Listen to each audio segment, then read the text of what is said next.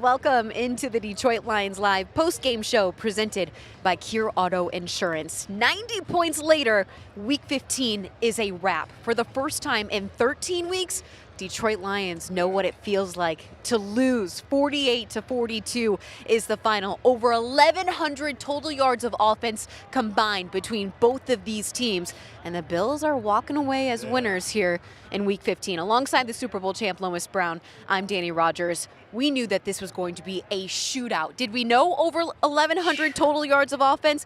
Maybe not. 90 points probably was the over that a lot of people took and got right.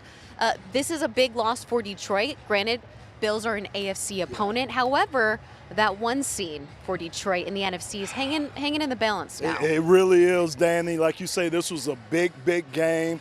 You got Philadelphia. We still got Green Bay. We got Minnesota still on our heels. So this was a big game. The one thing I'll say, Danny, I'm so proud how we stuck in there. I mean, we gave ourselves an opportunity with 12 seconds left in the game, and that's all you want to be able to do, give yourself an opportunity to win. So we did do that. You're going to see where these 1,100 total yards of offense came from. Rushing yards for the Buffalo Bills. They were going up against the fifth best rushing defense in the Detroit Lions. James Cook, he just tore it up. Younger brother of Dalvin Cook. Time of possession, it's not bad. 5 minutes less for these Detroit Lions who wanted to keep quarterback Josh Allen off the field. And then in the red zone, we just talked about this off camera, Lomas. Lions were 5 of 5. Yeah. What happened? I mean, again, Danny, if I look at the time of possession, it's a little skewed because, again, they had dominated us in the time of possession. It seemed like they had the ball pretty much the whole first half of the game, and we played catch-up. I know talking and listening to Sean McDermott and Josh Allen this week, the one word that kept coming out of their camp, Buffalo's camp, was sense of urgency. They kept using the word urgency, and they came in here and they played with a sense of urgency today against a very good Lions team. So we know we're still trying to get healthy, Danny, but Buffalo came in like they needed this game, and they played very hard today. 48 rushing yards total from Detroit also sticks out. We will talk about that run game coming up soon, but first, head coach Dan Campbell is standing by at the podium. Credit that team. You know, they were ready to go, and we knew they would be. We knew they'd have a sense of urgency coming off of that tough loss out there on the West Coast, and, you know, we just couldn't quite match it. So, you know, they did a good job. You know, and ultimately, you know, it's like I told the team, man, I didn't have those guys ready to go. Not like that. You know, not when you're playing a team like that. And, you know, that's with me, man. You know, we had a number of guys that, you know, have played a lot better than that just overall, and so that tells me that's me, man. I didn't have these guys completely ready to roll. So, you know, it doesn't mean I thought the effort was good, man. Guys fought. It just there was little things in there that bit us, things that, you know, we knew we could not give these guys anything. It's too good of a team, and we gave them some stuff there. So. You know, it's a tough pill to swallow, but at least we know now where we stack up against, you know, one of the AFC's best teams, and it's not good enough. Not today, it's not. So, tough pill to swallow, but like I told the team, nothing changed from whether we won or lost today. We still got to win next week. I mean, that's the bottom line. So, so we got to bounce back and get ready to roll.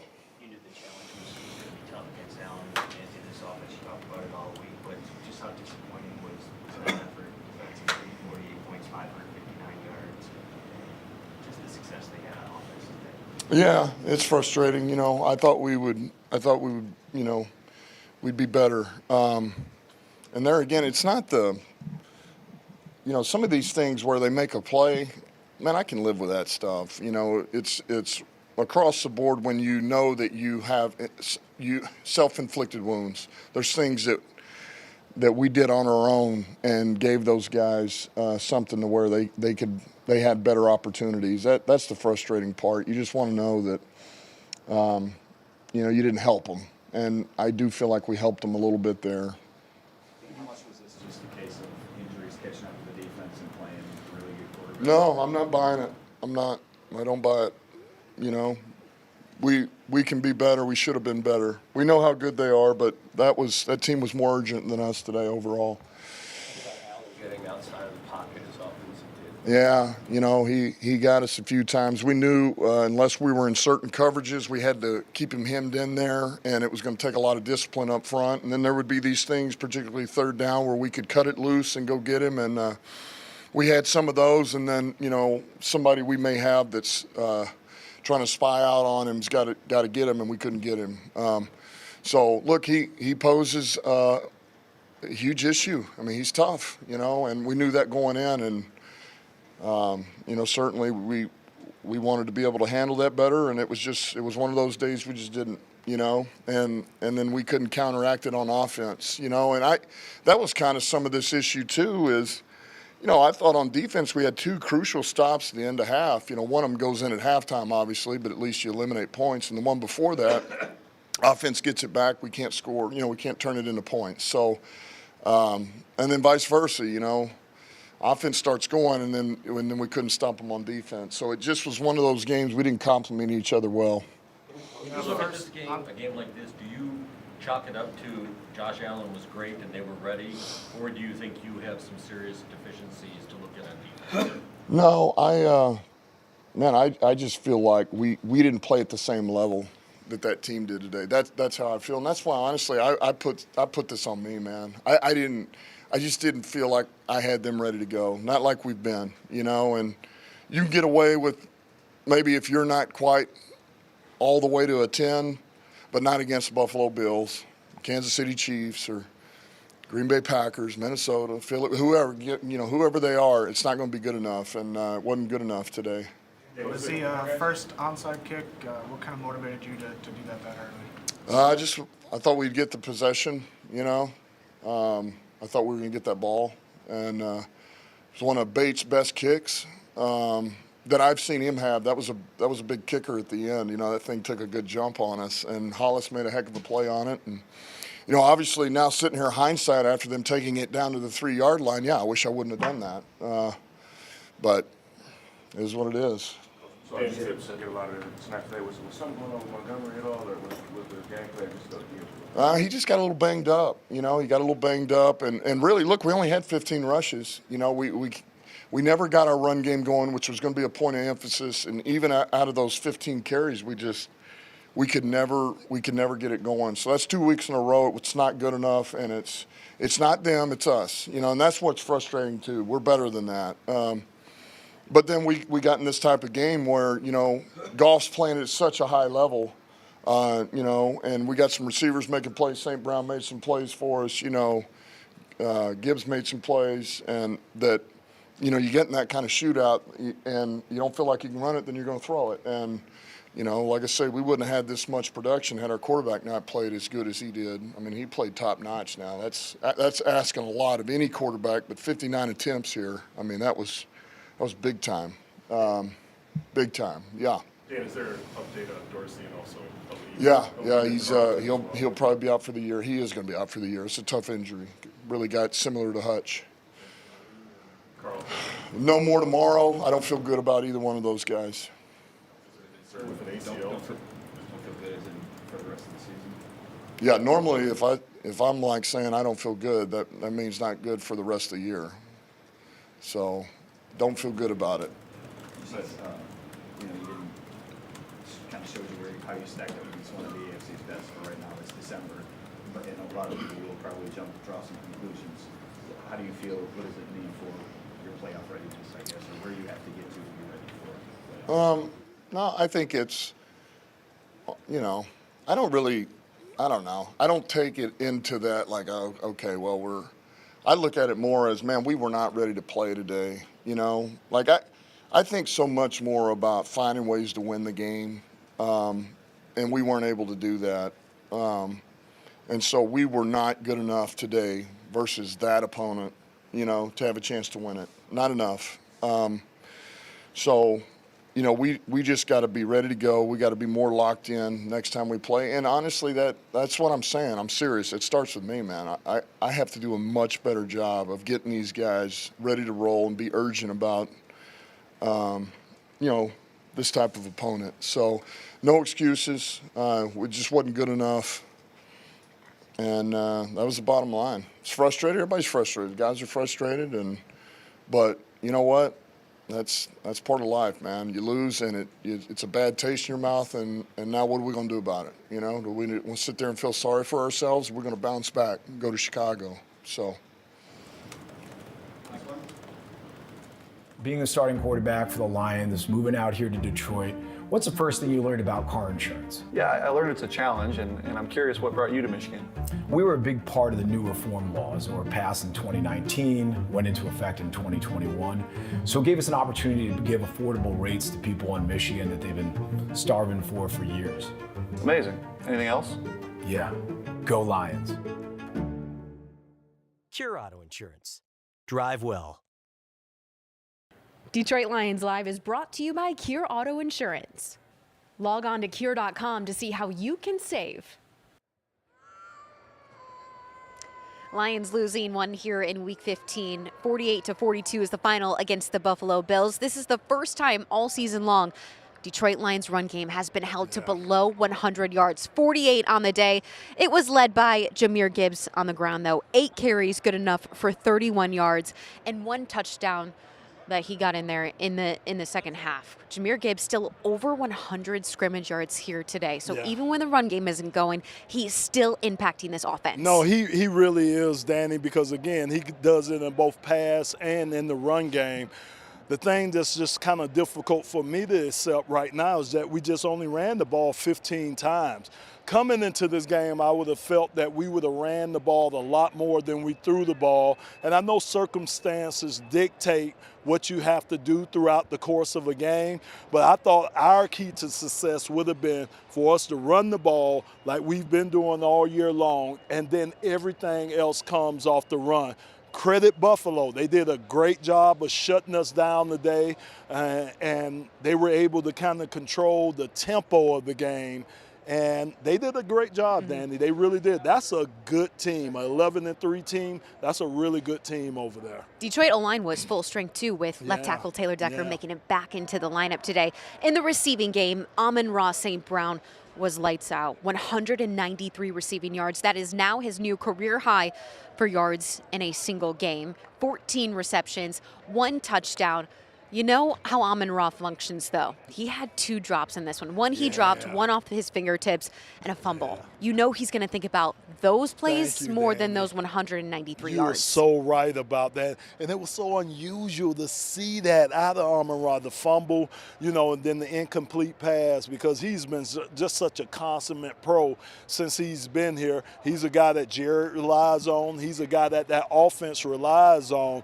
And he's been doing a great job. So, again, everybody has an off game like that, but if an off game is having over close to 200 yards receiving, I think a lot of receivers will take an off game like that.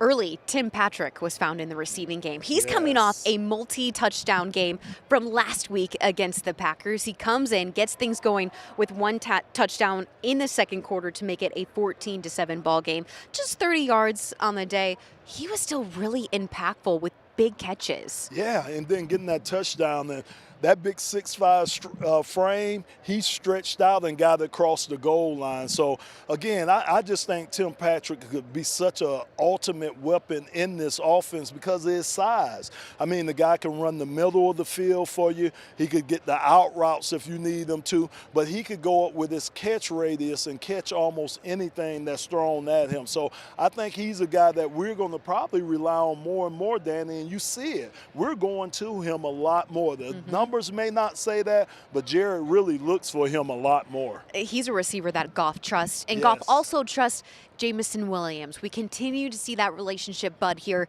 in this NFL season. Jameson Williams, 37 yards on the day, just 3 catches. You know what he's going to be thinking about? That self-inflicted wound, that dropped touchdown pass in the end zone. I know, Danny. The only saving grace, it was a holding call called on it, so well, it would have there's another self-inflicted play by these Lions. Exactly. 2 holding penalties. Because if J-Mo would have made that catch, it would have came back. But you're right. You want to make any ball throw at you, you want to catch that ball, whether it's going to stand or not. And that's one, like, I think you're right. I think he'll be thinking about that all night long. Yeah, no, he sure will. I mean, there were 4 different scorers on this Detroit Lions offense here today. They're high-powered. They know that if they score 42 points a game, they're typically gonna win, but they're not going to beat the Buffalo Bills if that defense can't slow it Like down. they say, the old saying, if they go to shooting, you get the shooting too. I mean, you got the goal. You got the goal. And we knew that, Danny. Like you said, we knew Buffalo was an explosive offense. This offense, once they get in the red zone, pretty much it's 4 downs for those guys. They go for it just as much as we go for it. But they were so proficient today inside the red zone. And Josh Allen, my goodness. I mean, to see that in real life, Danny, he's amazing. He really is. Yeah, Josh Allen, 23 of 34 on the day. He also got in on the rushing game as well. But another 100 receiving yard catch receiver here today was Sam Laporta. 7 receptions, 111 yards. Granted, a lot of those coming in the second half and a little bit too late for this offense. Yeah, it was. But again, it's nice to see Sam kind of getting the ball fed to Sam, because we're going to need him. We're going to need him. I mean, look, we got a lot of season left. We're going to need these guys to step up. Again, unfortunate that we're still taking injuries, but the guys that are there, we're going to need them to step their game up, because again, all these games, the rest of this season, they're going to be tough games, and they're divisional games. So we're really going to have to hunker down and make sure that we get these games. Last but certainly not least on this offense, QB1, Jared Goff. He was asked to throw the ball 59 times That's today. crazy. That is typically not the recipe for success coming from this Detroit Lions offense. He did complete 38 of those pass attempts, just under 500 passing yards. And you know what? He heard Josh Allen had 6 touchdowns last week. He's like, okay, I might not get 6, but I'm going to get 5. The caveat to all of this, he was sacked 3 times. It was a little bit difficult for him to keep the groove going. But you know what? He's kept it poised. He kept it together. That's why he's our player of the game. And you still see that passer rating of 118.9.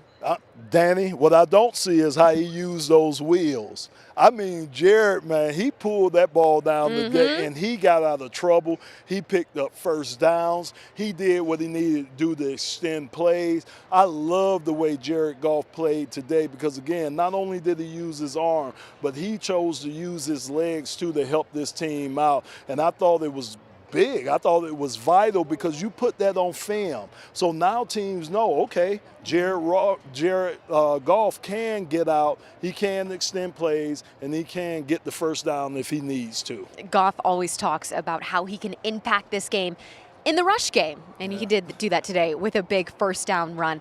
You keep talking about Josh Allen. Last week, Sean McVay of the LA Rams head coach said that Josh Allen is an alien. This past week, Dan Campbell told me he's a superpower. He's a superhuman. He's Superman. Name any of the supers, that's Josh Allen.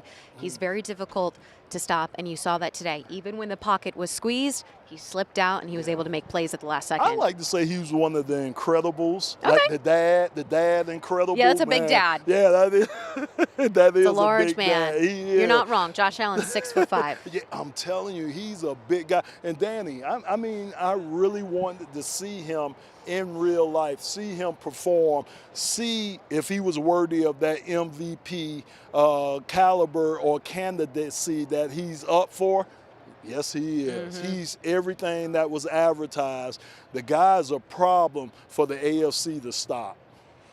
Josh Allen, two rushing touchdowns on 68 rushing yards here today. I know. Yeah.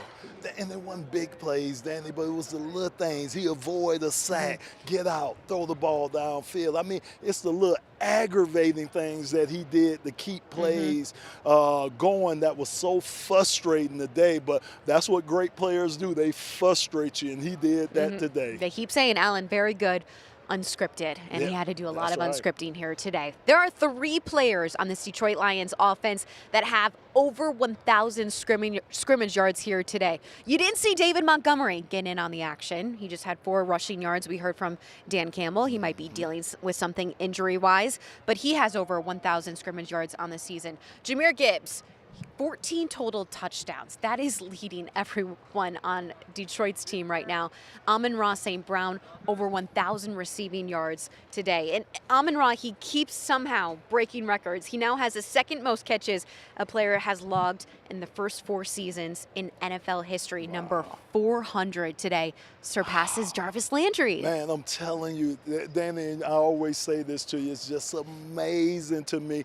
Every time you turn around, it's either a franchise record or an NFL record. This young man is either breaking, tying, doing something with it. It's just amazing how his career has just taken off, the start of his career, and it only seems to be able to get better because Amon-Ra, he's a guy that's going to put in the work. He's going to make sure he's on top of his game each and every time he takes the field. Dan Skipper, offensive tackle. I know, BMT.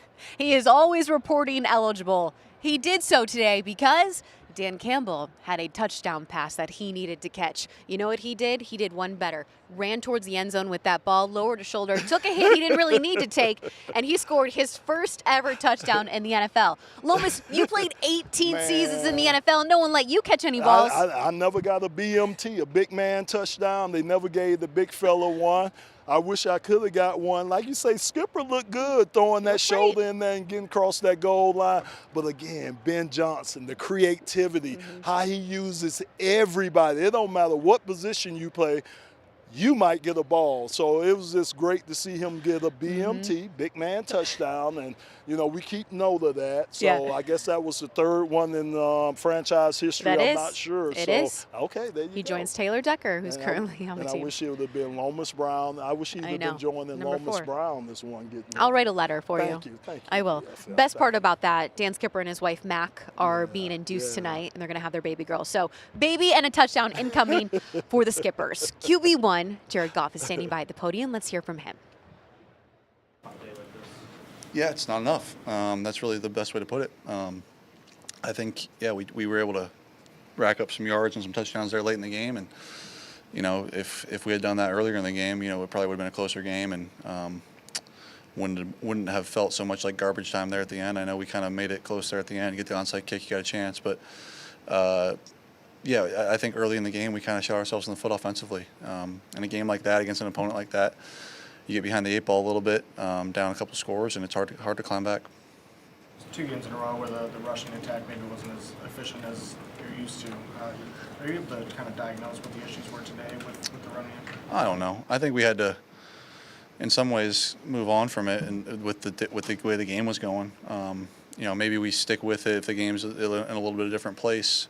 It starts to pop, and then, you know, it's a different story. I don't know. But, no, there's nothing significant there. Jared said he felt that you guys didn't match the intensity. Dan, you said? Yeah, Dan said that he felt, well, first he took blame for not having you guys ready, but he said he felt that you guys didn't match the intensity of Buffalo. Is that a hard pill to swallow a little bit with this being the last month, so much on the line? Or at least No, I think he's right. He's as good a head coach as there is in this league, and he knows when things are right and he knows when things aren't right. And for whatever reason, they came out and you know, kind of punched us in the mouth there early on, and we kind of found a way to respond there later on. And but still, it wasn't enough. And again, against a team like that, you can't come out and allow them to do that early on and try to, you know, claw your way back. It's too hard. It really is, and that's the games that we're going to be playing from here on out. So, yeah, maybe it's a good wake-up call for us and a nice little recalibration for us. And now we get to go on the road. We have some nice home games we just finished up, but now we get to go on the road. It's us against everybody again and come together and be a bit tighter and move on.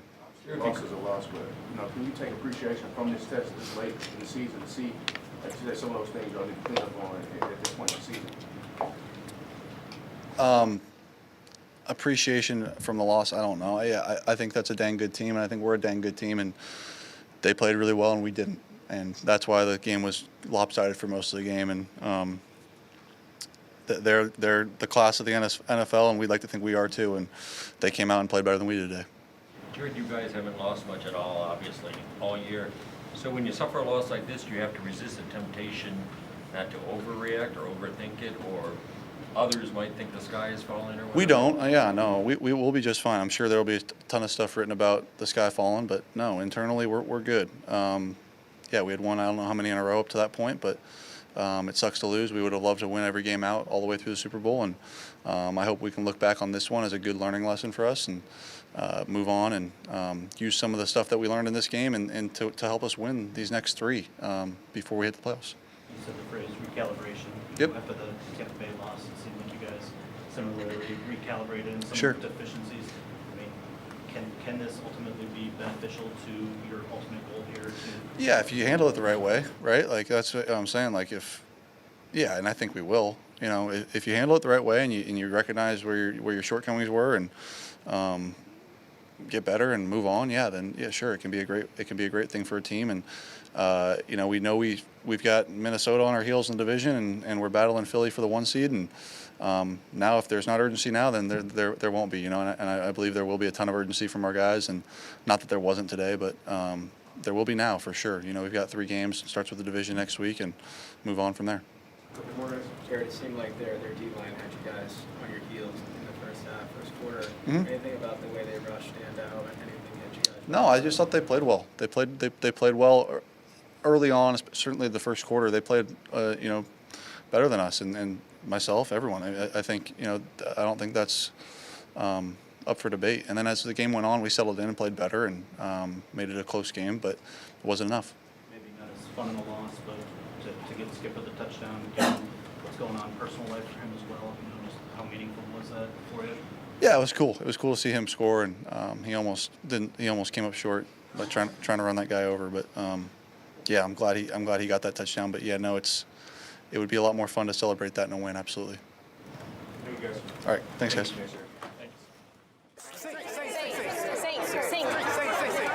Saint, great game. Is that the best catch you've ever made? Actually, there was one better. When? The Chicago game? Minnesota? No, getting Cure Auto Insurance. Are you for real? Seriously, when I got here in Michigan, car insurance was the worst. But saving up to 40% by switching to Cure was my best catch. Cure Auto Insurance. Drive well. Detroit Lions Live is brought to you by Cure Auto Insurance. Log on to cure.com to see how you can save. Welcome back to Detroit Lions Live post-game show. Detroit's defense was led by 2 players tonight. Someone find a piece of wood to knock on. These guys have been consistent forces all season long. They're not injured. Safety Brian Branch and linebacker Jack Campbell, they combined for 25 total tackles tonight. You just said before we got here, Kirby Joseph in the secondary was a little bit quiet. Yeah. Where did Branch pick up some slack? Yeah, I think what happened was how Aaron Glenn was playing Brian Branch. A lot of times you would see Brian down in the box, meaning where the linebackers are. A lot of times you would see him up high, and he even had him on the end of the line of scrimmage. So he was just trying to disguise where they have Brian Branch at. We didn't blitz as much as I thought we would have blitzed today. And again, that enabled Josh Allen to buy time with his legs.